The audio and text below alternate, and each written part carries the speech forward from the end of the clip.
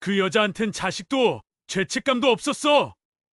내가 살아있단 걸 아는 순간 단 한 번도 찾아온 적 없었거든. 박재학의 목소리에는 40여 년간 쌓인 원망과 분노가 터져나왔습니다. 그럼 왜 한 번도 안 와봤어요?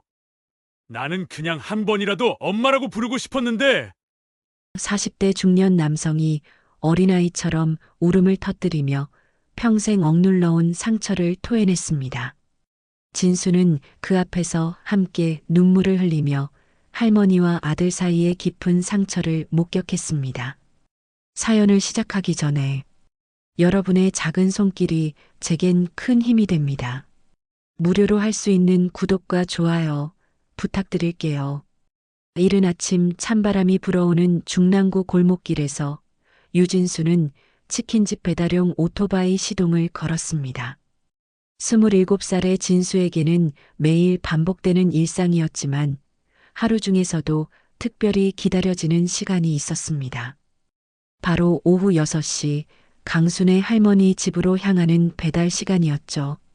무명 대학교를 중퇴한 후 이곳저곳을 전전하던 진수는 결국 이 작은 치킨집에서 배달 일을 하며 하루하루를 버텨나가고 있었습니다. 대학 생활에 적응하지 못해 중퇴를 선택했을 때 부모님과의 관계도 어색해졌습니다. 집에서는 공부를 포기한 아들이라는 시선을 받아야 했고 친구들은 하나둘씩 취업을 하거나 대학원에 진학하며 멀어져 갔죠. 진수는 자신이 세상에서 점점 뒤처지고 있다는 생각에 마음이 무거웠습니다. 그런 그에게 유일한 위안이 되어주는 것이 바로 강순의 할머니와의 만남이었습니다. 동네 사람들에게는 그저 거친 말투의 청년으로만 보였지만 실제로는 손윗사람들에게만큼은 예의를 지키려 노력하는 마음씨 착한 청년이었습니다. 다만 그런 면을 보여줄 기회가 많지 않았을 뿐이었죠. 치킨집 배달을 하면서도 대부분의 손님들은 진수를 그저 배달원으로만 대했고 인격적인 대화를 나누는 경우는 거의 없었습니다. 문 앞에서 치킨을 건네주고 돈을 받는 것이 전부였죠. 그마저도 때로는 짜증스러운 표정으로 받는 사람들이 많았습니다. 진수야, 오늘도 고생 많다. 강순의 할머니 집 치킨 한 마리 배달 부탁한다. 사장은 항상 이렇게 말하며 진수에게 배달 주문을 맡겼습니다. 벌써 몇 개월째 같은 시간, 같은 집으로 배달을 나가고 있었지만 전혀 지겹지 않았습니다. 오히려 그 시간이 되면 자연스럽게 마음이 설레기 시작했죠. 다른 배달과는 확연히 다른 기분이었습니다. 오후 5시쯤 되면 진수는 무의식적으로 시계를 쳐다보곤 했습니다. 아직 1시간이나 남았는데도 벌써 마음이 그곳으로 향해 있었죠.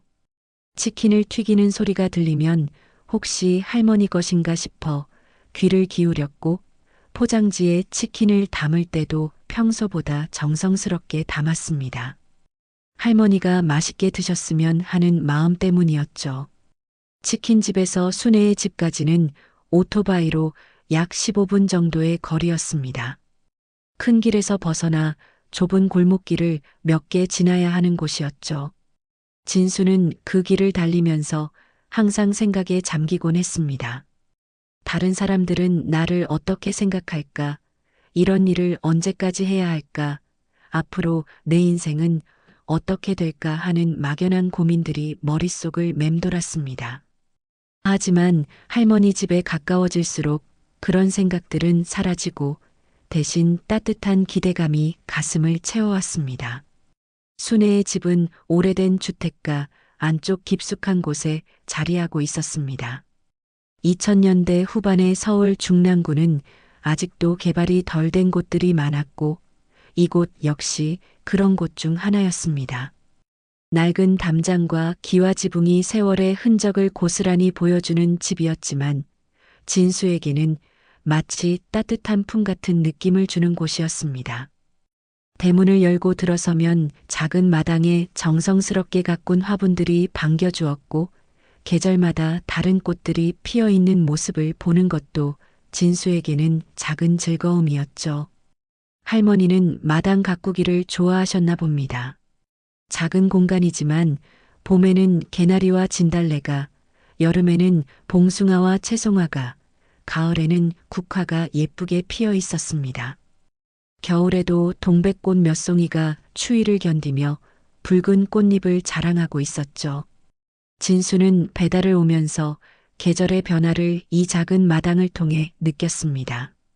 현관문 앞에 서서 초인종을 누르면 곧바로 할머니의 목소리가 들려왔습니다. 우리 진수구나. 잠깐만 기다려라. 그 목소리를 들을 때마다 진수의 마음은 따뜻해졌습니다. 마치 정말 손주가 찾아온 것을 반기는 할머니의 목소리 같았거든요. 다른 집에서는 그냥 문만 열어주는 경우가 대부분인데 이곳만은 달랐습니다. 우리 진수, 오늘도 무사히 잘 다녀왔지? 순애는 항상 이렇게 말하며 진수를 맞아주었습니다. 마치 하루 종일 기다렸다는 듯이, 그리고 정말로 손주를 걱정하는 할머니처럼 말이죠. 처음엔 어색했던 진수도 시간이 지나면서 그 따뜻한 인사말이 하루 중 가장 소중한 순간이 되어갔습니다. 할머니의 얼굴에는 항상 자애로운 미소가 떠올라 있었고 그 미소를 보는 것만으로도 진수는 마음이 편안해졌습니다. 순애는 78살의 나이에도 불구하고 정신이 또렷했고 말투도 교양 있는 분이라는 것을 금방 알 수 있었습니다. 진수는 나중에야 알게 되었지만 순애는 오랫동안 교사로 일했던 분이었습니다. 그래서인지 진수와 대화할 때도 마치 제자를 대하듯 다정하면서도 품위 있게 말했죠. 진수의 말 한마디 한마디에 귀를 기울여 주었고 때로는 조금 잘못된 표현을 썼을 때도 자연스럽게 바른 표현을 알려주기도 했습니다. 에이 딴 데선 말도 안 해주는데 여긴 오면 사람이 된 기분이에요. 진수는 항상 이렇게 대답했습니다. 다른 집에서는 그저 배달원으로만 취급받았지만 이곳에서만큼은 한 사람으로 인정받는다는 느낌을 받았거든요. 순애는 진수의 말에 항상 미소를 지으며 그런 소리 말거라. 우리 진수는 어디 가서든 귀한 사람이야 라고 말해주었습니다. 그 말을 들을 때마다 진수는 가슴이 뭉클해졌습니다. 순애는 치킨값을 받을 때마다 항상 3,000원의 팁을 더 주었습니다. 그리고 꼭 보이차 한 잔을 우려서 건네주곤 했죠. 얘야, 찬바람 맞고 왔으니 따뜻한 차라도 한 잔 하고 가렴. 진수는 처음엔 사양했습니다. 팁도 받고 차까지 대접받는 것이 부담스러웠거든요. 하지만 할머니의 정성을 거절할 수가 없어서 결국 받아들이게 되었습니다. 할머니가 정성스럽게 우린 보이차는 향긋했고 차가운 몸을 따뜻하게 데워주었습니다. 그렇게 현관 앞에서 차를 마시며 나누는 짧은 대화는 진수에게 하루 중 가장 편안한 시간이었습니다. 할머니는 진수의 안부를 묻고 진수는 하루 있었던 일들을 간단히 이야기했죠. 오늘은 배달이 많이 밀렸어요. 요즘 날씨가 추워져서 오토바이 타기가 힘들어요. 같은 사소한 이야기들이었지만 그 몇 분간의 대화가 진수에게는 큰 위로가 되었습니다. 할머니는 진수의 이야기를 들으며 고개를 끄덕이고 때로는 걱정스러운 표정을 짓기도 했습니다. 그런 할머니의 모습을 보면서 진수는 자신을 진심으로 걱정해주는 사람이 있다는 것을 느꼈습니다. 하지만 최근 들어 동네에서는 강순애에 대한 이상한 소문들이 돌기 시작했습니다. 강순애 여사? 옛날에 교사하다가 집안일로 경찰도 오고 말 많았지. 이런 식의 수군거림이 여기저기서 들려왔죠. 진수는 그런 소문들을 들을 때마다 불쾌했습니다. 자신이 아는 할머니는 그런 분이 아니었거든요. 그저 외로운 할머니가 젊은 청년에게 따뜻함을 나누어 주려는 것뿐이라고 생각했습니다. 동네 사람들의 입에서 나오는 소문 따위는 믿고 싶지 않았습니다. 그런데 어느 날부터인가 진수는 이상한 점을 느끼기 시작했습니다. 평소 같으면 정확히 오후 6시에 들어오던 강순의 할머니의 치킨 주문이 하루, 이틀 끊어지기 시작한 것이었죠. 처음에는 그러려니 했습니다. 할머니도 매일 치킨을 드실 수는 없는 일이니까요. 하지만 3일째가 되자 진수는 점점 걱정이 되기 시작했습니다. 진수야, 오늘도 강순의 할머니 주문 안 들어왔네? 치킨집 사장도 이상하게 여겼습니다. 벌써 몇 개월째 한 번도 빠뜨리지 않고 정확한 시간에 주문하던 분이었거든요. 그분 덕분에 우리 매출도 안정적이었는데 말이야. 사장의 말에 진수는 더욱 불안해졌습니다. 혹시 할머니에게 무슨 일이 생긴 건 아닐까 하는 생각이 머릿속을 떠나지 않았죠. 사흘째 되는 날 진수는 참을 수 없었습니다. 할머니 집으로 전화를 걸어보기로 했죠. 하지만 벨소리만 계속 울릴 뿐 아무도 받지 않았습니다. 한 번, 두 번, 세 번 걸어봐도 마찬가지였습니다. 평소 같으면 첫 번째 벨소리에서 바로 받으시던 분이었는데 이상했습니다. 진수는 가슴이 답답해 오기 시작했습니다. 그날 저녁 배달을 마치고도 진수는 마음이 편하지 않았습니다. 혹시 할머니가 아프신 건 아닐까, 병원에 입원하신 건 아닐까 하는 생각들이 꼬리를 물고 이어졌죠. 잠자리에 누워서도 계속 할머니 생각만 났습니다. 우리 진수, 오늘도 무사히 잘 다녀왔지? 하고 반겨주시던 할머니의 목소리가 귓가에 맴돌았습니다. 다음 날도 여전히 주문은 들어오지 않았습니다. 진수는 오후 6시가 되자 더 이상 참을 수 없어서 할머니 집으로 직접 가보기로 했습니다. 사장에게 잠깐 할머니 안부를 확인하고 오겠다고 말하고 오토바이에 올라탔죠. 평소보다 빠른 속도로 골목길을 달렸습니다. 마음이 조급해졌거든요. 할머니 집 앞에 도착한 진수는 이상한 기분을 느꼈습니다. 평소와는 뭔가 다른 분위기였거든요. 마당의 화분들은 여전히 그 자리에 있었지만 집 전체가 조용했습니다. 너무 조용했습니다. 평소 같으면 할머니가 집 안에서 움직이는 소리라도 들렸을 텐데 아무 소리도 나지 않았죠. 진수는 대문을 열고 조심스럽게 들어갔습니다. 할머니 계세요? 목소리를 높여 불러봤지만 대답이 없었습니다. 현관으로 다가가서 초인종을 눌러봤지만 여전히 아무 반응이 없었죠. 혹시 깊이 주무시고 계시나 싶어 더 크게 불러봤습니다. 할머니, 진수예요. 하지만 여전히 조용했습니다. 이상하다는 생각이 들어 진수는 집 주변을 둘러봤습니다.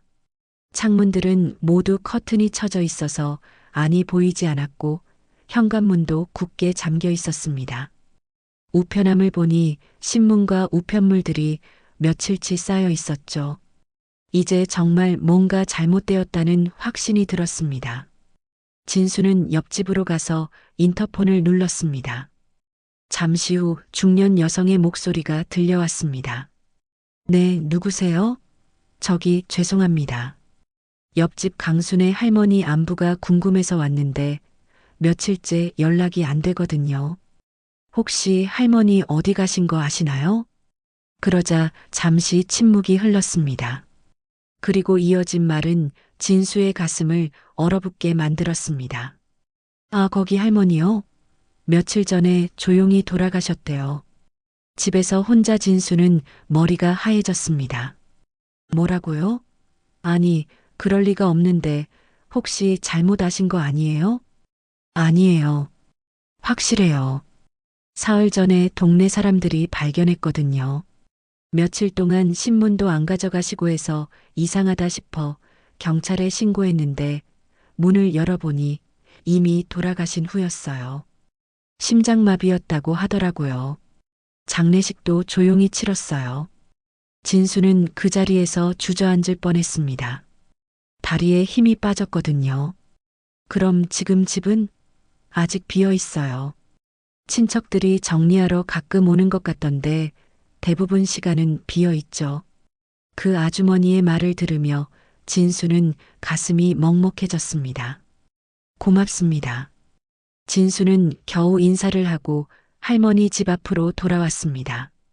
대문 앞에 서서 그 집을 바라보니 이제야 모든 게 이해가 되었습니다. 너무 조용했던 이유, 쌓여있던 우편물들, 꺼져있던 집안의 불빛들, 모든 것이 할머니가 더 이상 그곳에 계시지 않는다는 사실을 말해주고 있었죠. 진수는 대문에 기대어 서서 눈물이 나는 것을 느꼈습니다.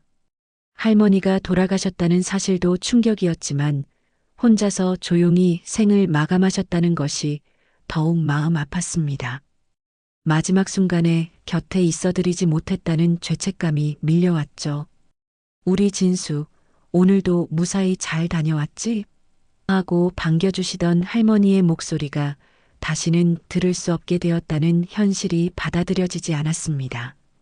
가방 안에는 아직 따뜻한 치킨 한 마리가 들어 있었습니다. 오늘도 혹시나 하는 마음에 가져온 것이었는데 이제는 전해드릴 수도 없게 되었죠. 진수는 그 치킨을 보며 더욱 울컥했습니다. 할머니가 좋아하시던 바로 그 치킨이었거든요. 한참을 그 자리에 서 있던 진수는 천천히 오토바이로 돌아갔습니다. 시동을 걸고 골목을 빠져나오면서도 자꾸만 뒤를 돌아봤습니다. 이제 다시는 이 길을 달려올 이유가 없어졌다는 생각에 가슴이 아팠죠. 할머니와의 짧지만 소중했던 시간들이 주마등처럼 스쳐 지나갔습니다. 치킨집에 돌아온 진수는 사장에게 상황을 설명했습니다. 사장도 안타까워하며 진수의 어깨를 두드려 주었죠. 그날 밤 진수는 잠을 이룰 수 없었습니다. 할머니와 나눴던 따뜻한 대화들, 정성스럽게 우려주시던 보이차, 항상 건네주시던 3,000원의 티.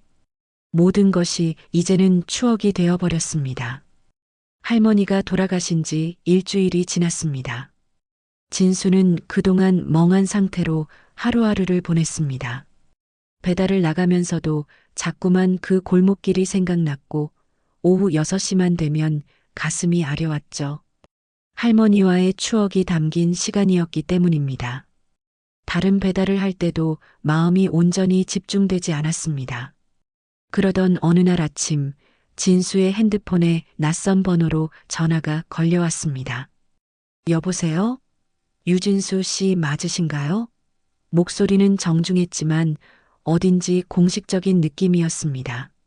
네, 맞는데요. 누구시죠? 저는 한강법무법인의 김 변호사라고 합니다. 강순애님의 법적 상속과 관련해서 연락드렸습니다. 진수는 갑자기 가슴이 두근거리기 시작했습니다. 상속이라니 무슨 말인지 이해할 수 없었거든요. 저희 할머니와 저는 아무 관계도 없는데요. 그냥 치킨 배달만 했을 뿐이고요. 그런데 유진수 씨가 유언장에 상속인으로 지정되어 있습니다. 한번 사무실로 와서 확인해 보시겠습니까? 진수는 어리둥절했습니다. 할머니가 자신을 유언장에 써놓으셨다는 것이 믿어지지 않았거든요. 혹시 동명이인이거나 착오가 있는 건 아닐까 싶었습니다. 정말 확실한 건가요? 네, 신분증으로 확인해 봤는데 틀림없습니다. 오늘 오후에 시간 되시면 오셨으면 합니다. 진수는 사장에게 급한 일이 있다고 말하고 법무법인으로 향했습니다. 지하철을 타고 가면서도 계속 혼란스러웠습니다. 할머니와 자신은 그저 배달원과 손님 사이였을 뿐인데 왜 유언장에 자신의 이름이 있는 걸까요? 혹시 할머니에게 다른 가족이 없어서 그런 건 아닐까 하는 생각도 들었지만 그렇다고 해도 이해하기 어려운 일이었습니다. 한강법무법인은 강남구의 큰 빌딩 안에 있었습니다. 진수는 평생 이런 곳에 와본 적이 없어서 긴장이 되었죠. 접수대에서 김 변호사를 만나러 왔다고 하니 곧 안내를 받아 상담실로 들어갔습니다. 김 변호사는 50대 중반쯤 되어 보이는 자상한 인상의 분이었습니다. 유진수 씨 앉으세요. 놀라셨을 것 같은데 차근차근 설명해 드릴게요. 김 변호사는 진수에게 물 한 잔을 건네며 말했습니다. 강순애님께서 작성하신 유언장을 보여드리겠습니다. 김 변호사가 꺼내든 것은 할머니의 손글씨로 쓰인 유언장이었습니다. 진수는 그 글씨를 보는 순간 가슴이 뭉클해졌습니다. 할머니의 단정한 글씨체가 그대로 살아있었거든요. 유언장에는 단 한 줄만 적혀 있었습니다. 팁을 준 게 아니야. 고마워서 준 마음이야. 그 아이에게 내 모든 걸 맡긴다. 진수는 그 문장을 읽으며 눈물이 났습니다. 할머니가 자신을 어떻게 생각하고 계셨는지를 느낄 수 있었거든요. 이게 정말 할머니가 쓰신 건가요? 네, 필적 감정도 받았고 공증도 받은 정식 유언장입니다. 김 변호사는 다른 서류들을 꺼내며 설명을 계속했습니다. 유산 내역을 말씀드리겠습니다. 진수는 더욱 긴장했습니다. 설마 큰 금액은 아니겠지만 그래도 부담스러웠거든요. 현금 약 1억 2천만 원입니다. 진수는 귀를 의심했습니다. 1억 2천만 원이라니 상상도 못한 금액이었거든요. 그리고 중랑구 본인 명의 주택일체. 진수는 할머니가 사셨던 그 집을 떠올렸습니다. 그 따뜻했던 공간이 이제 자신의 것이 된다는 게 믿어지지 않았죠. 그런데 여기서 끝이 아닙니다. 김 변호사는 또 다른 상자를 꺼냈습니다. 이것도 함께 전달하라고 하셨어요. 상자 안에는 오래된 흑백 사진들이 들어 있었습니다.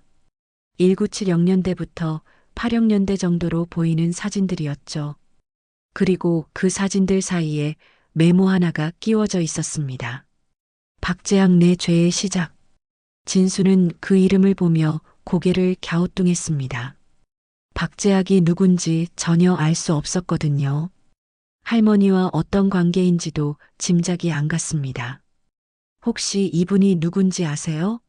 김 변호사에게 물어봤지만 김 변호사도 모른다고 했습니다. 유언장에 이름만 언급되어 있을 뿐이라고 했죠. 진수는 사진들을 하나하나 들여다봤습니다. 대부분 어린 남자아이가 찍힌 사진들이었습니다. 혼자 찍힌 것도 있고 젊은 여성과 함께 찍힌 것도 있었죠. 그 젊은 여성이 할머니인 것 같았습니다. 젊었을 때의 할머니는 정말 아름다우셨구나 싶었습니다. 그런데 사진을 자세히 보니 이상한 점이 있었습니다. 어린 남자아이와 할머니 사이에 묘한 거리감이 느껴졌거든요. 함께 찍힌 사진이지만 어딘지 어색한 느낌이었습니다. 마치 서로 편하지 않은 사이처럼 보였죠. 유언장 처리는 어떻게 하면 되나요? 진수는 아직도 현실감이 없었지만 일단 절차를 물어봤습니다. 서류 작업은 저희가 도와드리겠습니다. 일주일 정도 걸릴 것 같아요. 그런데 유진수 씨, 혹시 강순애님과 어떤 특별한 관계가 있으셨나요? 진수는 할머니와의 인연을 간단히 설명했습니다. 치킨 배달을 하면서 알게 되었고 할머니가 항상 따뜻하게 대해주셨다고 말했죠. 김 변호사는 고개를 끄덕이며 들었습니다. 그런 인연이면 충분히 이해가 됩니다. 강순애님께서 유진수 씨를 정말 아끼셨나 보네요. 법무법인을 나온 진수는 머리가 복잡했습니다. 갑자기 1억 2천만 원과 집을 상속받게 되었다는 것도 충격이었지만 박재학이라는 사람이 누군지 궁금했습니다.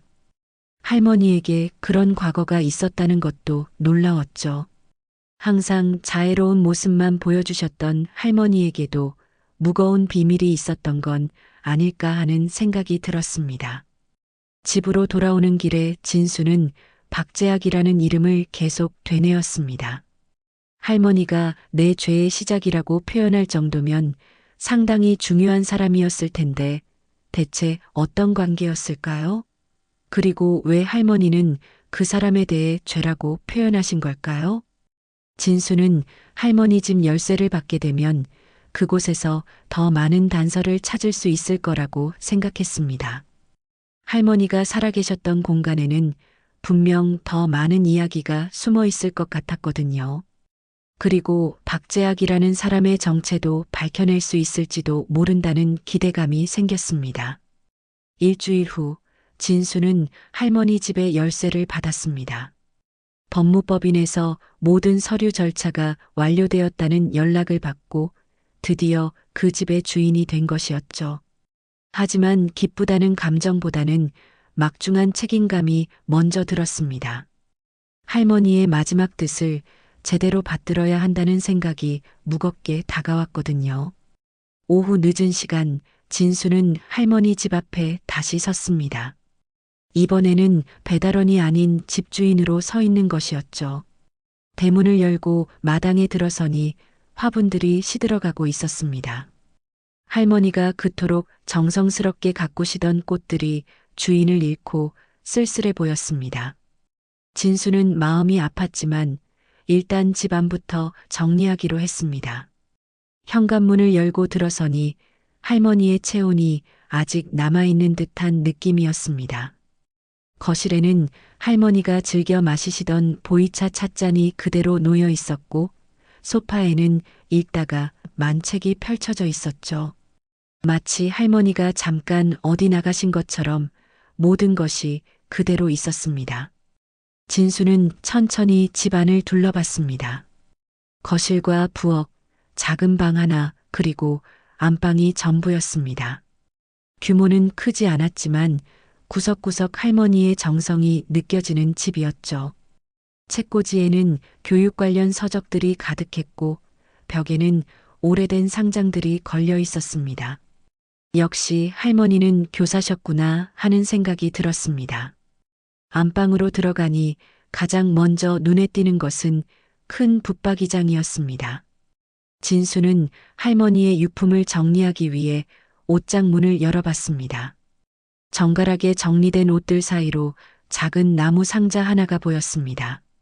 상자에는 작은 자물쇠가 채워져 있었죠. 진수는 호기심이 생겨서 그 상자를 꺼내봤습니다. 자물쇠는 오래되어서 쉽게 열렸습니다. 상자 안에는 할머니의 소중한 물건들이 들어 있었습니다. 오래된 교직증, 교장 임명장, 그리고 몇 장의 흑백 사진들이었죠. 진수는 교장 임명장을 보며 놀랐습니다. 할머니가 단순한 교사가 아니라 교장까지 지내신 분이었구나 싶었거든요. 그런데 사진을 보는 순간 진수는 충격을 받았습니다. 법무법인에서 봤던 것과 같은 어린 남자아이의 사진이 있었던 것입니다. 하지만 이번엔 사진 뒤에 붉은 글씨로 뭔가 적혀 있었습니다. 진수는 떨리는 손으로 사진을 뒤집어 봤습니다. 1982년 12월 3일 박재학, 내 아들. 나는 널 버렸다. 내 인생의 가장 큰 죄. 진수는 그 글을 읽고 얼어붙었습니다. 박재학이 할머니의 아들이었다는 것입니다. 그리고 할머니가 그 아들을 버렸다고 스스로 고백하고 있었던 것이죠. 진수는 사진을 다시 자세히 봤습니다. 어린 남자아이는 서너 살 정도로 보였고 맑은 눈을 하고 있었습니다. 할머니와 함께 찍힌 다른 사진들을 보니 아이가 점점 커가는 모습이 담겨 있었죠. 하지만 할머니의 표정은 사진마다 조금씩 어두워지는 것 같았습니다. 진수는 혼란스러웠습니다. 그토록 자애로웠던 할머니가 자신의 아들을 버렸다는 것이 믿어지지 않았거든요. 무슨 사정이 있었던 걸까요? 왜 할머니는 그런 선택을 하셨을까요? 그리고 왜 그것을 평생 죄라고 생각하며 살아오신 걸까요? 진수는 더 많은 단서를 찾기 위해 집안을 뒤져봤습니다. 할머니의 책상 서랍을 열어보니 오래된 일기장 몇 권이 나왔습니다. 하지만 대부분 일상적인 내용들이었고 박재학에 대한 언급은 찾을 수 없었죠. 부엌 찬장도 뒤져봤지만 별다른 것은 없었습니다. 그런데 거실 책꽂이를 정리하다가 이상한 것을 발견했습니다. 책들 사이에 끼워져 있던 오래된 신문 스크랩이었죠. 1983년 1월의 신문 기사였는데 제목이 충격적이었습니다. 현직 교사, 제자와의 스캔들로 교직 박탈. 진수는 그 기사를 읽으며 할머니의 과거를 조금씩 알게 되었습니다. 기사에 따르면 당시 26살이었던 강순의 교사가 18살 제자와 부적절한 관계를 맺어 임신을 시켰고 그 결과 교직에서 쫓겨났다는 내용이었습니다. 아이는 태어났지만 이후 행방이 묘연하다고 적혀 있었죠. 진수는 그제서야 박재학이 누구인지 완전히 이해했습니다. 박재학은 할머니가 제자와의 사이에서 낳은 아들이었던 것입니다. 그리고 할머니는 사회적 비난과 압박 속에서 그 아이를 버릴 수밖에 없었던 것이죠. 진수는 할머니가 평생 그 죄책감을 안고 살아오셨다는 것을 깨달았습니다. 저녁이 되어 진수는 동네 사람들에게 물어보기로 했습니다. 혹시 더 자세한 이야기를 아는 사람이 있을지도 모른다는 생각에서였죠. 마침 할머니 집 건너편에서 오랫동안 살아온 아주머니를 만났습니다. 그분은 진수를 알아보며 반가워했습니다. 아, 치킨 배달하던 그 청년이지? 할머니하고 참 정답게 지냈던데. 진수는 그 아주머니에게 조심스럽게 물어봤습니다. 혹시 할머니 과거에 대해 아시는 게 있나요? 아주머니는 주변을 둘러보더니 작은 목소리로 말했습니다. 그 아줌마 옛날에 교사 일할 때 말이야, 제자 임신시켜서 낳은 아이 버렸다는 말도 있었어. 교직 박탈당하고 동네 떠났었지. 몇 년 후에 혼자 돌아와서는 쭉 혼자 살았거든. 그 아이가 어떻게 됐는지는 아무도 몰라. 진수는 그 말을 들으며 가슴이 무거워졌습니다. 할머니가 왜 자신에게 모든 것을 물려주셨는지 조금씩 이해가 되기 시작했습니다. 자신의 아들에게는 다가갈 용기가 없었던 할머니가 진수를 통해 마지막 속죄를 하고 싶으셨던 것은 아닐까요? 팁을 준 게 아니야. 고마워서 준 마음이야. 그 말의 진정한 의미가 이제야 와닿았습니다.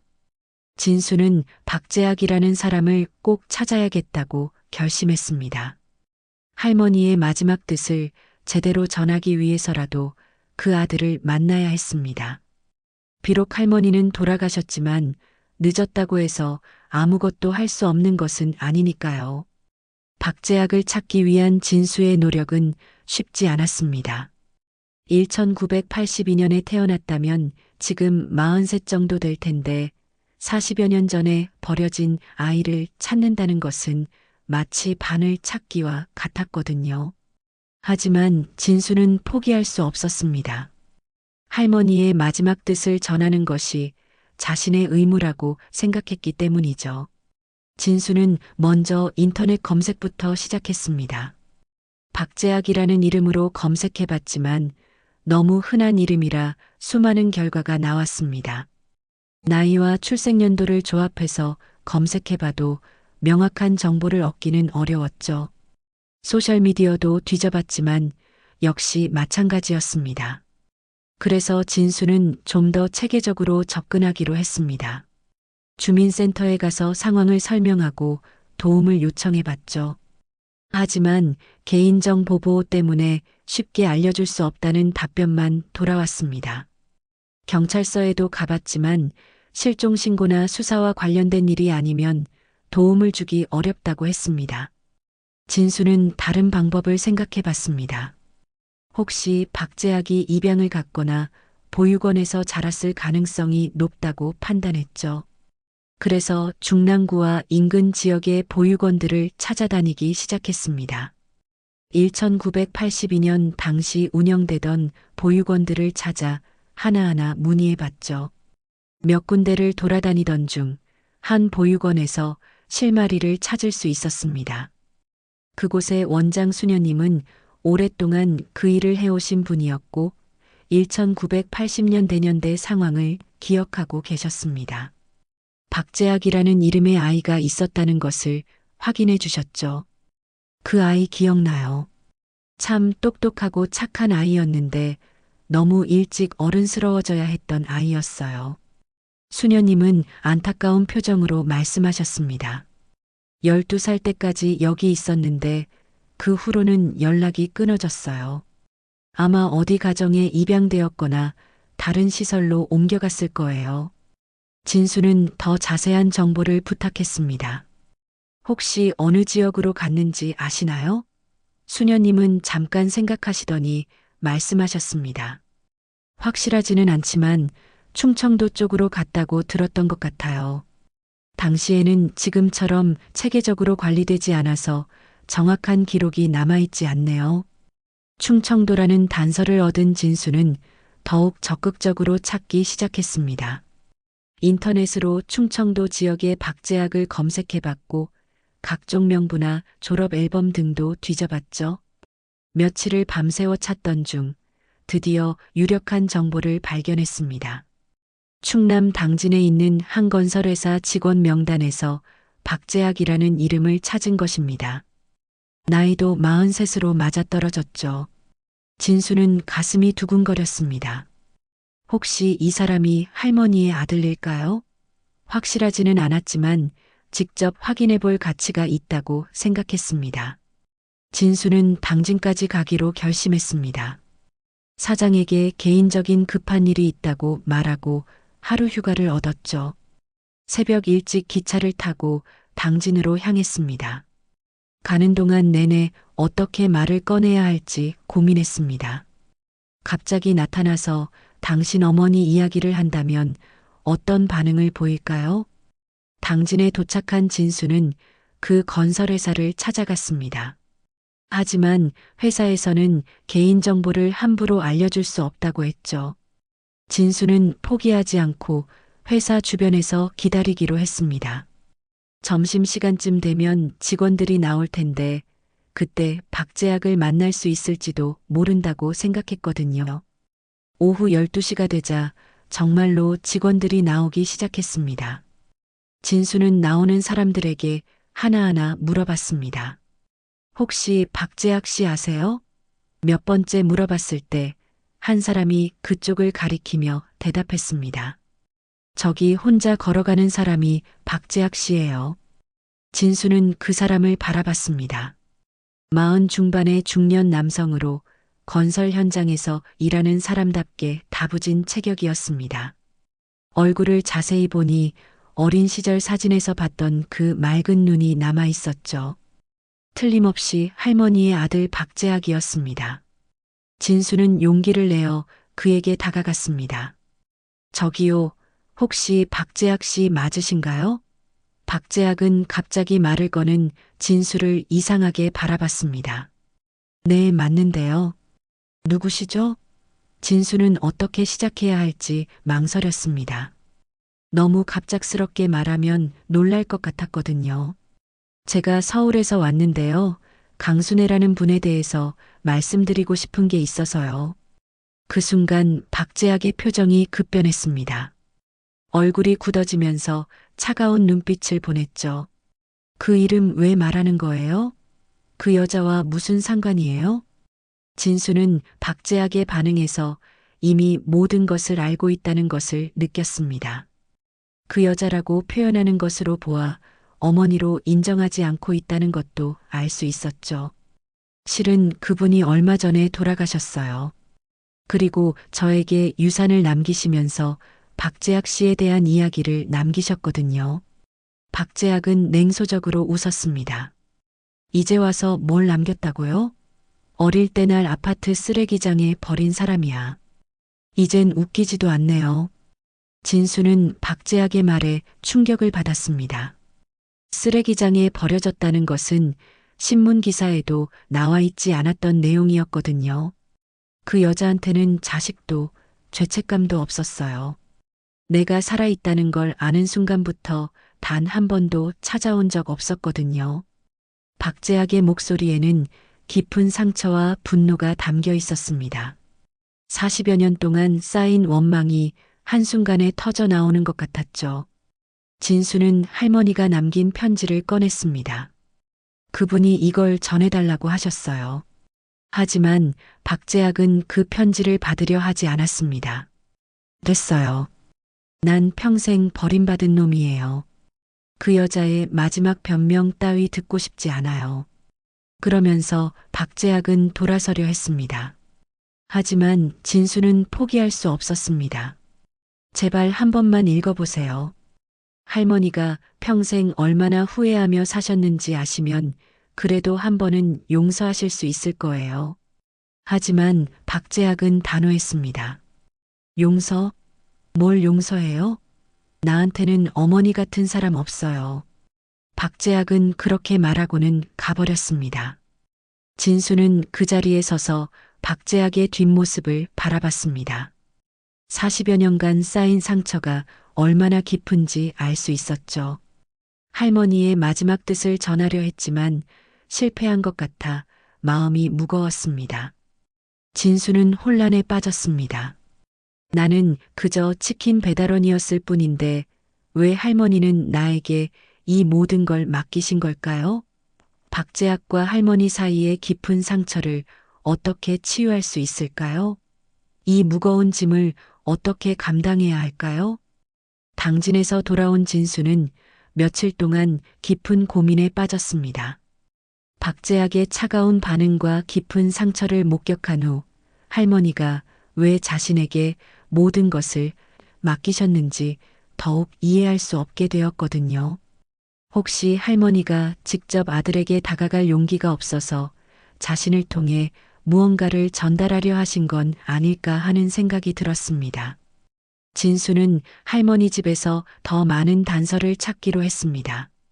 아직 완전히 정리하지 못한 물건들이 많았거든요. 특히 할머니가 평생 모아두셨을 개인적인 기록들을 찾아보면 박재학에 대한 진실을 더 알 수 있을 것 같았습니다. 거실 책장을 다시 한번 자세히 살펴보던 중 진수는 이상한 것을 발견했습니다. 오래된 고서적들 사이에 뭔가 끼워져 있는 것 같았거든요.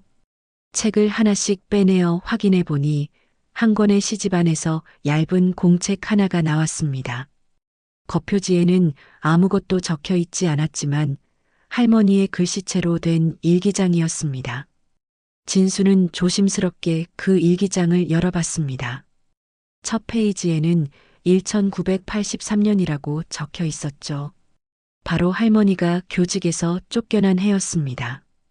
진수는 가슴이 두근거리며 그 내용을 읽기 시작했습니다. 1983년 2월 5일. 오늘 제 아기를 보육원에 맡겼다. 내 손으로 내 아이를 버렸다. 세상의 모든 비난을 받더라도 그 아이만은 지켜야 한다고 생각했는데 결국 나는 그 아이를 지키지 못했다. 나는 어머니가 될 자격이 없는 사람이다. 진수는 그 글을 읽으며 가슴이 아려왔습니다. 할머니가 얼마나 괴로워하셨는지가 그래서 그대로 느껴졌거든요. 계속해서 읽어보니 더욱 충격적인 내용들이 나왔습니다. 교사로 있던 시절, 나의 제자가 내 인생을 망쳤다고 믿었다. 하지만 시간이 지나면서 깨달았다. 잘못은 그 아이에게 있지 않았다. 모든 잘못은 나에게 있었다. 나는 교사로서의 권위를 이용해 어린 제자를 이용했고 그 결과로 태어난 아이까지 버렸다. 진수는 할머니의 솔직한 고백에 놀랐습니다. 할머니는 자신이 가해자였다는 것을 분명히 인식하고 계셨던 것입니다. 그리고 그 죄책감을 평생 안고 살아오셨던 거죠. 제 아기는 내가 버린 아이가 아니다. 내가 지키지 못한 아이다. 그 아이에게는 사랑받을 권리가 있었고 어머니의 품에서 자랄 권리가 있었다. 하지만 나는 세상의 시선이 두려워 그 권리를 빼앗았다. 나는 평생 이 죄를 짊어지고 살아야 한다. 일기는 계속해서 이어졌습니다. 할머니는 몇 년에 한 번씩 보육원을 찾아가 멀리서나마 박재학을 지켜봤다고 적혀 있었습니다. 하지만 직접 다가갈 용기는 없었다고 했죠. 아이가 자신을 보면 상처받을까봐 두려웠다는 것입니다. 1994년 4월 20일. 오늘 멀리서 제 아기를 봤다. 16살이 된 제 아기는 키도 훌쩍 크고 의젓해 보였다. 하지만 그 아이의 눈에서 외로움을 읽을 수 있었다. 내가 그 아이에게 준 상처가 얼마나 큰지를 다시 한번 깨달았다. 진수는 할머니가 몰래 아들을 지켜보셨다는 사실에 마음이 아팠습니다. 다가가고 싶었지만 다가갈 수 없었던 어머니의 마음이 얼마나 괴로웠을까 싶었거든요. 더 읽어보니 할머니는 박재학이 성인이 된 후에도 계속 소식을 알아보셨다는 것을 알 수 있었습니다. 어디서 일하고 있는지, 어떻게 살고 있는지를 멀리서나마 파악하려 애쓰셨던 거죠. 2000년 10월 3일, 재학이가 결혼했다는 소식을 들었다.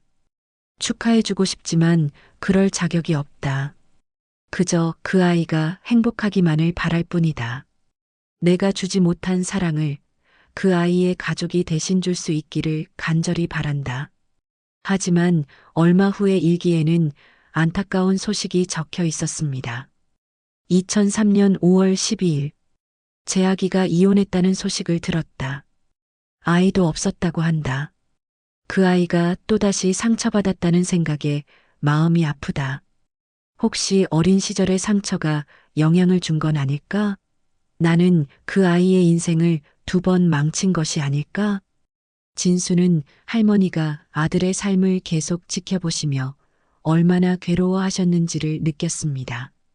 자신 때문에 아들이 불행해지는 것 같아 더욱 죄책감을 느끼셨던 거죠.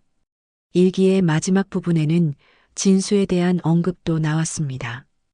2007년 6월 10일, 오늘 치킨을 배달해준 그 젊은 청년이 또 왔다. 진수라고 했다. 참 착한 아이다. 나를 할머니라고 부르며 따뜻하게 대해준다. 재학이와 비슷한 나이인 것 같은데 이 아이를 보면 재학이 생각이 난다. 만약 재학이도 이렇게 자랐다면 얼마나 좋았을까? 할머니는 진수를 보면서 자신의 아들을 떠올리셨던 것입니다. 그리고 점점 진수에게 애정을 느끼게 되셨던 거죠. 2008년 2월 15일, 진수가 오늘도 왔다. 이 아이와 이야기를 나누는 시간이 하루 중 가장 행복하다. 마치 정말 손주와 대화하는 기분이다. 재학이도 이런 기분으로 대화할 수 있었다면 얼마나 좋았을까? 나는 그 아이에게 어머니 역할을 해본 적이 없다. 일기의 마지막 페이지에는 진수에게 전하고 싶었던 할머니의 진심이 담겨 있었습니다. 진수야, 너는 내가 평생 만나본 사람 중 가장 따뜻한 아이다. 너를 통해 내가 재학이에게 주지 못한 사랑을 조금이나마 전할 수 있었다. 내가 재학이에게 어머니가 되어주지 못한 것처럼 세상은 너에게도 충분히 따뜻하지 못했을 것이다. 하지만 너는 그 속에서도 상처받지 않고 착한 마음을 지켜냈다. 나는 재학이에게 직접 사과할 용기가 없다. 하지만 너라면 할 수 있을 것 같다. 너라면 그 아이에게 어머니의 마지막 사랑을 전해줄 수 있을 것 같다. 재산은 중요하지 않다. 중요한 것은 마음이다. 내가 평생 전하지 못한 사랑을 너를 통해 그 아이에게 전해주길 바란다. 진수는 일기를 다 읽고 오열했습니다. 할머니의 깊은 후회와 사랑, 그리고 자신에게 거셨던 마지막 희망을 이제야 완전히 이해할 수 있었거든요. 할머니는 자신의 아들에게 사과할 용기도 책임질 용기도 없었지만 진수를 통해 마지막 속죄의 온기를 남기고 싶으셨던 것입니다. 할머니의 일기를 읽은 후 진수는 며칠 동안 깊은 생각에 잠겼습니다. 할머니가 자신에게 맡기신 진정한 의미를 이제야 깨달았지만 박재학의 완고한 거부 반응을 떠올리면 어떻게 접근해야 할지 막막했습니다. 하지만 포기할 수는 없었습니다. 할머니의 마지막 소원을 들어드리는 것이 자신의 의무라고 생각했거든요. 매일 아침 일어날 때마다 할머니의 마지막 말씀이 귓가에 맴돌았습니다. 팁을 준 게 아니야. 고마워서 준 마음이야. 며칠 후 진수에게 예상치 못한 전화가 걸려왔습니다. 한강 법무법인의 김 변호사였습니다. 유진수 씨, 급한 일이 생겼습니다. 박재학 씨가 사무실로 찾아오셔서 유산 분할을 요구하고 계십니다. 가능하시면 지금 오실 수 있을까요? 김 변호사의 목소리에는 당황스러운 기색이 역력했습니다. 진수는 깜짝 놀랐습니다. 그토록 강하게 거부하던 박재학이 갑자기 유산 분할을 요구한다는 것이 이상했거든요. 그것도 진수가 당진에서 만난 지 불과 일주일 만의 일이었습니다. 무슨 마음의 변화가 있었던 걸까요? 아니면 정말로 돈이 필요해서 온 건 아닐까 하는 생각도 들었습니다. 급히 법무법인으로 달려간 진수는 상담실에서 박재학과 다시 마주쳤습니다. 박재학의 표정은 여전히 차가웠지만 어딘지 복잡한 감정이 섞여 있는 것 같았습니다. 일주일 전 당진에서 봤을 때보다 더 피곤해 보였고 눈가에는 깊은 고뇌의 흔적이 남아 있었죠. 김 변호사가 상황을 설명했습니다. 박재학 씨가 법적으로 정당한 상속인이라고 주장하며 유산 분할을 요구하셨습니다. 법적으로는 가능한 일이지만 유 원장이 있는 상황에서 복잡한 절차가 필요할 것 같습니다. 또한 유 원장의 효력을 다투는 소송이 될 수도 있어서 시간이 오래 걸릴 수도 있고요. 진수는 박재학을 바라보며 조용히 물었습니다. 왜 갑자기 마음이 바뀌신 거예요? 일주일 전만 해도 그런 것들은 아무것도 아니라고 하셨잖아요. 진수의 목소리에는 비난보다는 순수한 궁금함이 담겨 있었습니다. 박재학은 잠시 망설이더니 대답했습니다. 생각해보니 내 것이 맞잖아요. 그 여자가 평생 모은 돈인데 남남인 당신이 가져갈 이유는 없죠. 하지만 그의 목소리에는 확신이 부족해 보였습니다. 마치 자기 자신을 설득하려는 것처럼 들렸거든요. 진수는 박재학의 진심을 알고 싶었습니다. 잠깐 둘이서만 이야기할 수 있을까요? 진수가 제안하자 김 변호사는 이해한다는 듯 고개를 끄덕이며 자리를 비켜주었습니다. 가족 간의 문제는 당사자들이 먼저 대화해 보는 것이 좋다고 생각하신 것 같았죠. 둘만 남게 되자 진수는 조심스럽게 말을 꺼냈습니다. 정말 돈 때문에 오신 건가요? 아니면 다른 이유가 있으신 건가요? 박재학의 표정을 보면 단순히 재산 때문만은 아닌 것 같았거든요. 뭔가 더 복잡한 감정들이 얽혀 있는 것 같았습니다. 박재학은 잠시 침묵했습니다. 창밖을 바라보며 깊은 생각에 잠기는 것 같았죠. 그러더니 갑자기 화를 내며 말했습니다. 당신이 뭘 안다고 그래요? 당신은 그냥 치킨 배달만 했을 뿐이잖아요. 내가 평생 어떻게 살아왔는지도 모르면서 왜 자꾸 간섭하려 해요? 하지만 그의 분노에는 뭔가 다른 감정이 섞여 있었습니다. 진수는 박재학의 분노 속에 숨어 있는 깊은 상처와 외로움을 느꼈습니다. 알아요. 제가 아무것도 모른다는 거 알아요. 하지만 할머니가 남기신 걸 봤거든요. 할머니가 얼마나 후회하며 사셨는지, 얼마나 당신을 그리워하셨는지 알 수 있었어요. 그 말에 박재학의 표정이 조금 흔들렸습니다. 눈빛에 순간적으로 흔들림이 지나갔죠. 하지만 곧바로 다시 차가운 표정이 되었습니다. 후회한다고요? 그럼 왜 한 번도 찾아오지 않았겠어요? 나는 40여 년 동안 혼자 살아왔어요. 어머니라는 사람 없이 말이에요. 박재학의 목소리가 점점 떨리기 시작했습니다. 어렸을 때부터 다른 아이들은 부모님이 면회를 오는데 나만 혼자였어요. 생일에도 명절에도 항상 혼자였어요. 왜 나는 버려졌을까? 내가 뭘 잘못했을까? 평생 그런 생각만 하며 살아왔어요. 진수는 가방에서 할머니의 일기를 꺼냈습니다. 이걸 읽어보세요. 할머니가 정말로 어떤 마음이셨는지 알 수 있을 거예요. 하지만 박재학은 그것을 받으려 하지 않았습니다. 읽고 싶지 않아요. 지금 와서 변명을 들어봐야 뭐해요?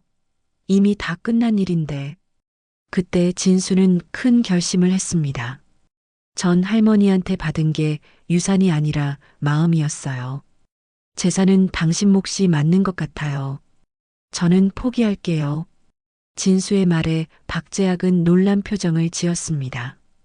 뭐라고요? 정말 포기한다는 거예요? 1억 2천만 원과 집을 그냥 포기한다고요? 네, 포기할게요. 대신 한 가지만 부탁드리고 싶어요. 할머니가 왜 저에게 모든 걸 맡기셨는지 그 이유만 들어주세요. 진수는 할머니의 일기에서 읽었던 내용들을 차근차근 말해주었습니다. 할머니가 멀리서나마 박재학을 지켜보셨던 일, 보육원에 몰래 찾아가서 멀리서 그를 지켜봤던 일, 그의 결혼 소식에 기뻐하셨던 일, 그리고 이혼 소식에 마음 아파하셨던 일까지 모든 것을 말했습니다. 박재학은 그 말을 들으며 점점 표정이 변해갔습니다. 정말 그랬다는 거예요? 정말 나를 지켜봤다는 거예요? 그의 목소리에서 오랫동안 숨겨왔던 간절함이 드러나기 시작했습니다. 그런데 갑자기 서류를 찢으며 말했습니다. 됐어요. 나는 평생 버림받은 놈이에요. 이딴 거 아무것도 아니에요. 그 여자의 마지막 선택은 당신이었던 거니까요. 하지만 그의 목소리에는 이전과 다른 떨림이 있었습니다. 강하게 부정하려 하지만 마음 한편으로는 믿고 싶어 하는 것 같았죠. 진수는 그것을 놓치지 않았습니다. 정말 아무것도 아니시라면 왜 여기까지 오신 거예요? 정말 관심 없으시다면 유산 분할 같은 것도 요구하지 않으셨겠죠. 박재학은 대답하지 않았습니다. 하지만 그의 어깨가 미세하게 떨리는 것을 진수가 알아챘습니다. 할머니는 당신을 평생 사랑하셨어요.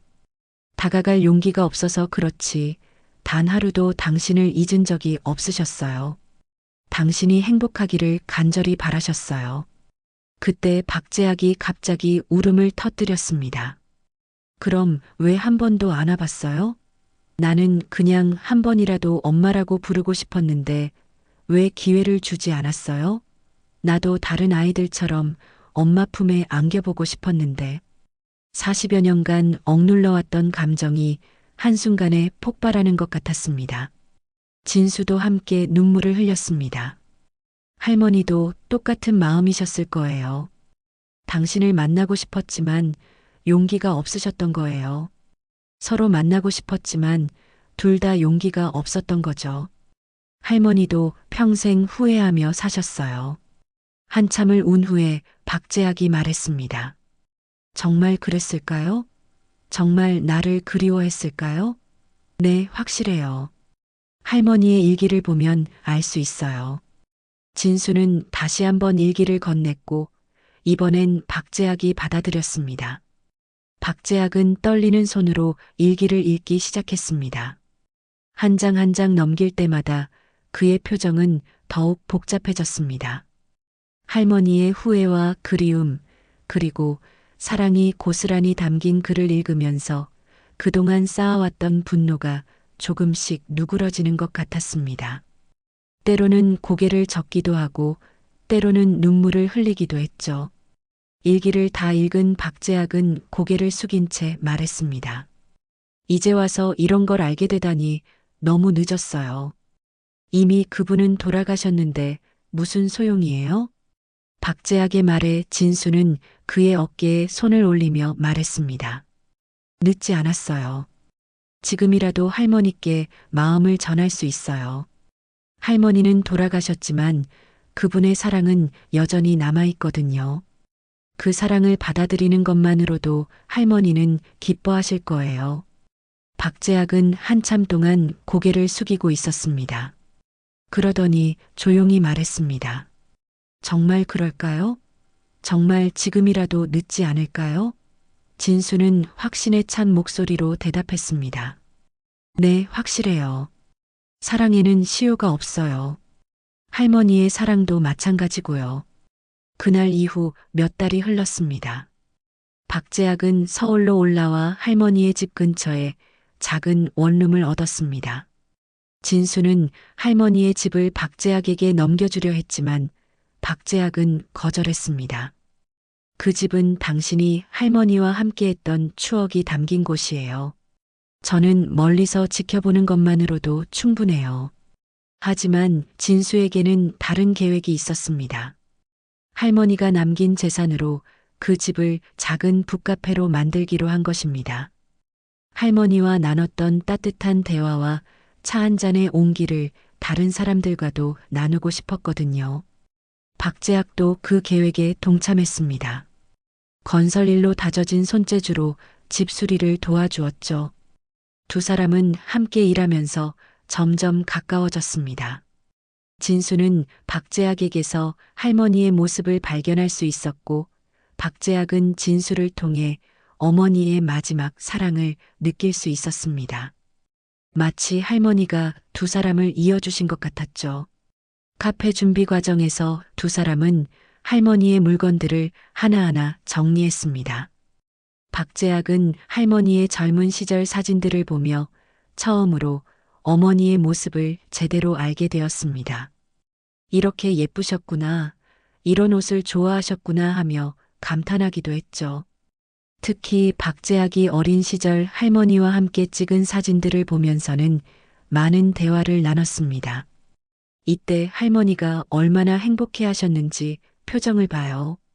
진수가 말하자 박재학은 고개를 끄덕였습니다. 저도 이때가 가장 행복했어요. 비록 짧았지만 정말 엄마가 있다는 느낌을 받았거든요.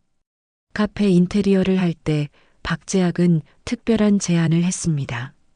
할머니의 사진 몇 장을 액자에 넣어서 벽에 걸어두면 어떨까요? 그러면 할머니도 우리가 하는 일을 지켜보실 수 있을 것 같아요.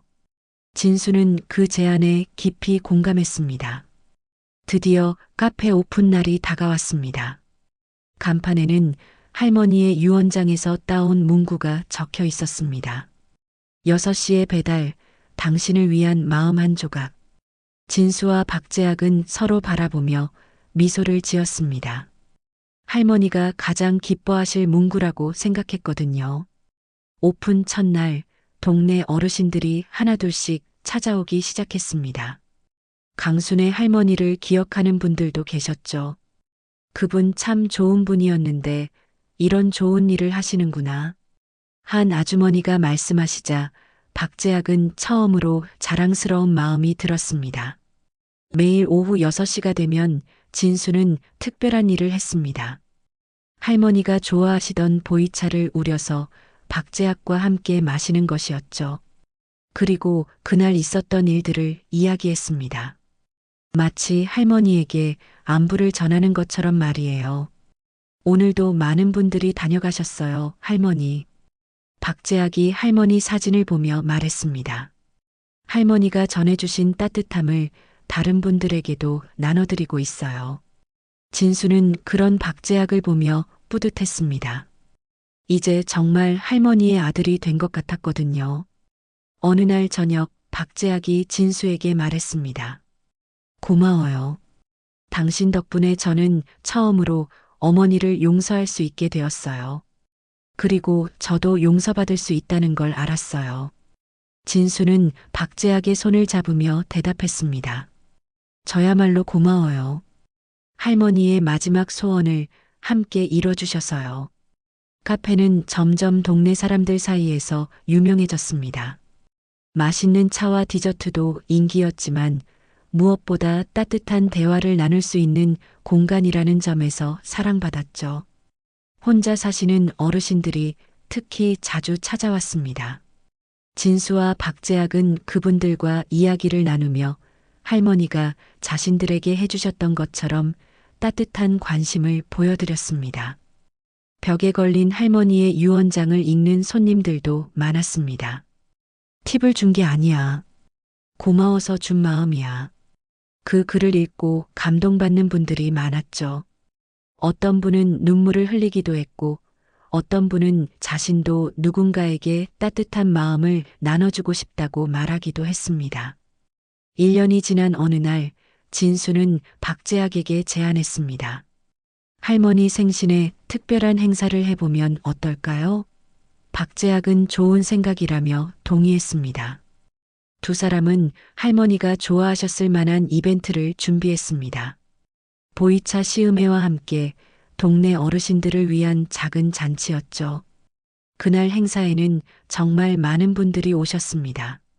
할머니를 기억하는 분들, 카페를 사랑하는 단골 손님들, 그리고 우연히 지나가다 들른 분들까지 모든 분들이 함께 할머니를 기억하며 따뜻한 시간을 보냈습니다. 행사가 끝나고 정리를 하던 중 박재학이 할머니 사진 앞에서 말했습니다. 엄마, 이제 정말 당신의 아들이 된 것 같아요. 늦었지만 이제라도 엄마라고 부를 수 있게 되었어요. 고마워요. 진수는 그 모습을 보며 할머니도 분명 기뻐하고 계실 거라고 생각했습니다. 저녁 해가 질 무렵 카페 창가에 앉은 진수와 박재학은 차를 마시며 이야기를 나눴습니다. 할머니가 우리를 만나게 해주신 것 같아요. 진수가 말하자 박재학이 고개를 끄덕였습니다. 그러게요.